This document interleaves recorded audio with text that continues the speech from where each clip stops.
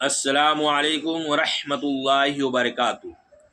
الحمدللہ وحدہ والصلاة والسلام علی من لا نبی بعد اما بعد۔ آج کا موضوع ہے صدقہ فطر ادا کرنا۔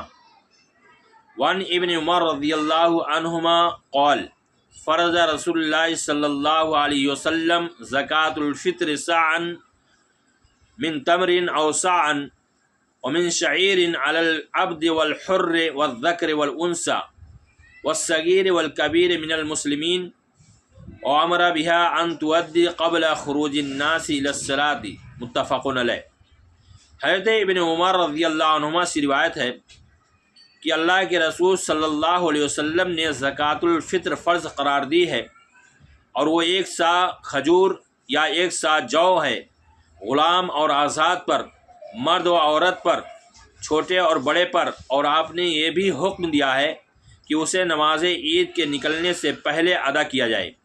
یعنی اس حدیث سے معلوم ہوا کہ رمضان المبارک کے اختتام پر صدقہ فطر کی ادائیگی ضروری ہے، اور یہ چیز ہر مسلمان پر واجب ہے، چاہے وہ مالدار ہو یا غریب، مرد ہو یا عورت، بچہ ہو یا بچی، چھوٹا ہو یا بڑا، ہر ایک کے جانب سے زکوٰۃ الفطر ادا کی جائے گی، کیونکہ اللہ کے رسول صلی اللہ علیہ وسلم نے اس کی ادائیگی کے 2 مقصد بتائے ہیں۔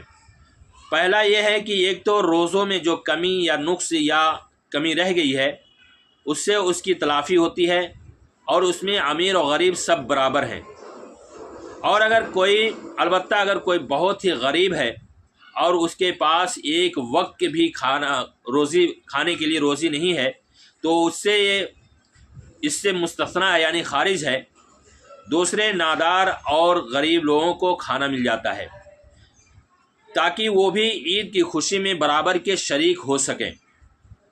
تیسری بات یہ ہے کہ صدقہ فطر ہر اس غلے سے دیا جا سکتا ہے جو انسان بطور خوراک استعمال کرتا ہے، جیسے چاول، چنا، جو، گیہوں، باجرہ، کھجور وغیرہ وغیرہ۔